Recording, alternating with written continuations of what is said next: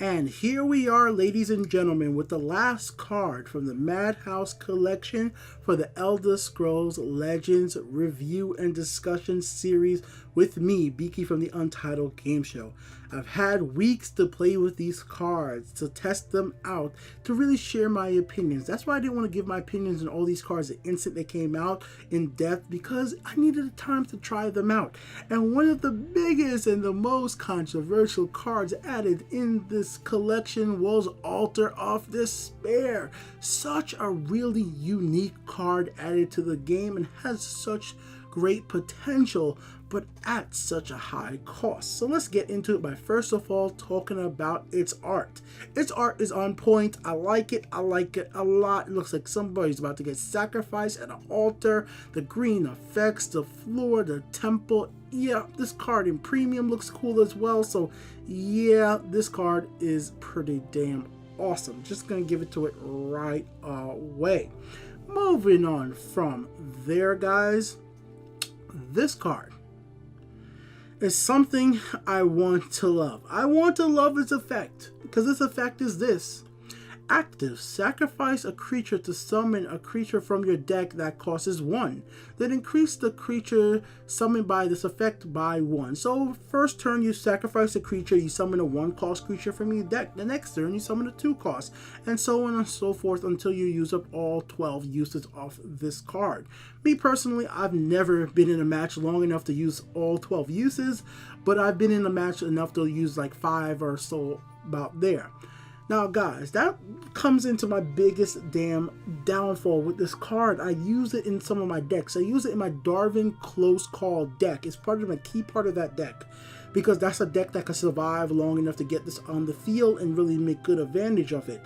But unfortunately, this is a card that doesn't get enough play because of the cost of it.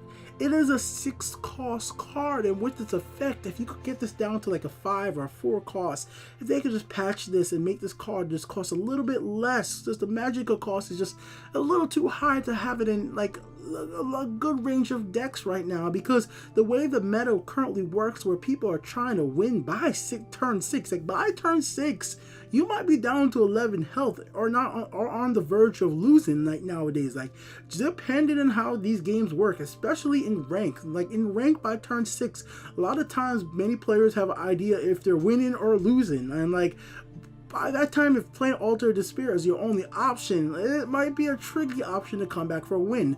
It just depends on how you build your deck. Now, obviously, like I said, I've built decks that work really well with Altar of Despair. I think it's a good card. I like its effect.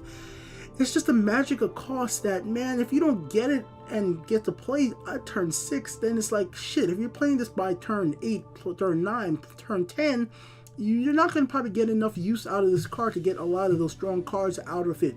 You will be able to get a lot of early strong or useful level 1 cards, which is, there are a lot of them out there. Like if you could play this and have Brotherhood Assassins in your deck, this would be a great way to quickly get a Brotherhood Assassin and 3/3 lethal. But at the same exact time, or a Descendant of Akatosh, which is a willpower legendary 1/1 who gets powered up every single turn it attacks.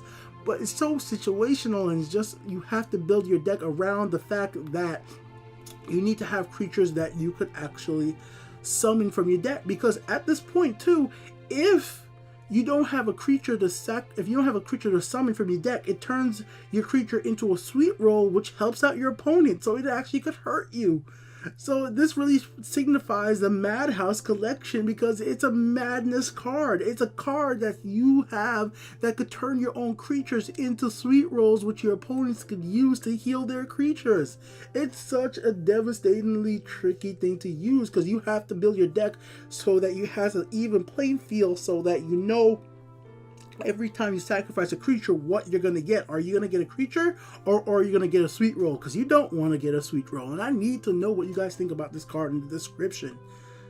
The comments, sorry, not the description. I just need to know, what do you think of Altar of Despair? I'll be back with more regular cards to review on this channel coming up soon. See you guys there. Let me know what you guys thought about this series. I had fun doing it.